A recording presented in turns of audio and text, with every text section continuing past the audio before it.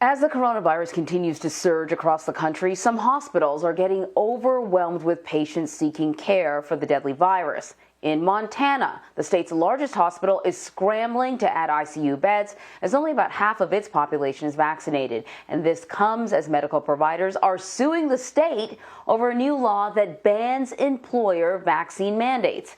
Meg Oliver is outside the Billings Clinic in Montana. Meg, good morning.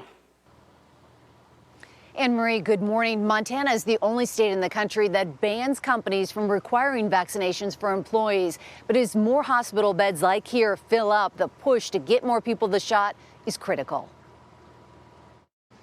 We're bursting at the seams right now. Emergency room doctor Jamie Belsky can barely keep up with the crush of new COVID patients. Here at Billings Clinic, the ICU is running at 150% capacity. The hospital has built makeshift rooms along hallways like this and called in the National Guard for support.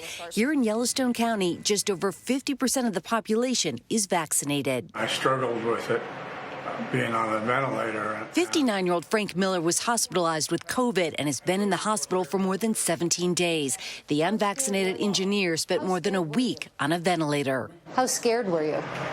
Oh, I was scared out of my mind. You were scared out of your mind? What did you think was going to happen? Because you don't know. You don't know what's happening afterwards. I thought I'd come right out of it and I'd be okay. And all of a sudden I couldn't move my hands. I couldn't feed myself. Scenes like this are playing out across Montana with younger and sicker patients admitted daily. In the past week, the state averaged about 109 COVID patients hospitalized in the ICU per day, breaking the record seen during the fall of 2020. Have you reached your breaking point yet? I think all of us have reached breaking points at different times. You have good days, you have bad days. I have days I have to call my college buddies and say, hey man, it's been a bad day.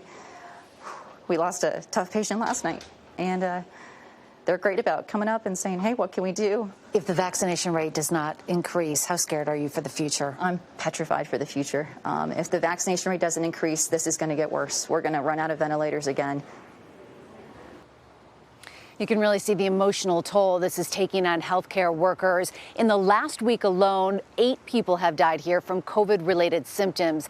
As far as Frank, he regrets not getting the vaccine, and he plans to do so. He stood up for the first time in 17 days yesterday, Anne-Marie, but he has a long road ahead of him. He still has to go to a rehab center when he's discharged from here. He has to learn how to walk again and how to feed himself before he eventually is allowed to return home. Wow, that is major. You know, I think a lot of people think, oh, you're sick for 2 weeks and then you sort of bounce back, but it's not like that at all. So we saw that you spoke to healthcare workers. You know, what else did they tell you about what they're going through and how they feel about how things are unfolding?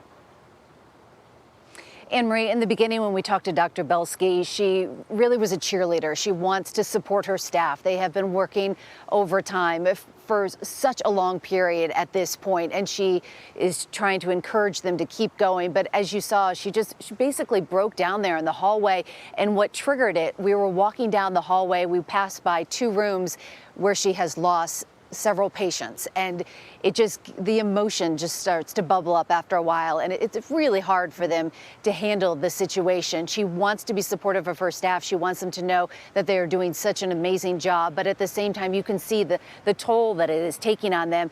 And her message to everyone right now, here in Yellowstone County, as I mentioned, only about 50% of the population is vaccinated. She is urging more people to go out and get the shot because, as you heard her say, this is only going to get worse. They're concerned that they could even run out of ventilators as we approach the winter months. And, you know, to that end, about the vaccinations, we've seen a lot of reporting where, you know, people are in the hospital and doctors will say that, you know, their patients in the hospital are asking them about getting the vaccine, and at that point it's just too late. I'm wondering about the patients that you spoke to.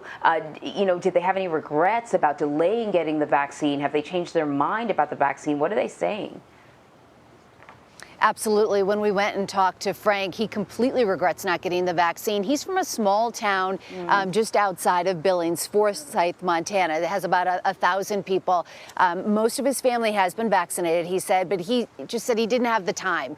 He didn't really think about it. And now he regrets it. He plans to get the vaccine. And he was so shocked at how the symptoms took over. At one point, he just couldn't use his hands anymore. And he was completely scared. He was terrified. All right, Meg. You know, it's heartbreaking to hear, but these are the sort of stories that people need to know about. They need to know about the strain that this is putting on healthcare systems across the country. So I really appreciate it. Thank you.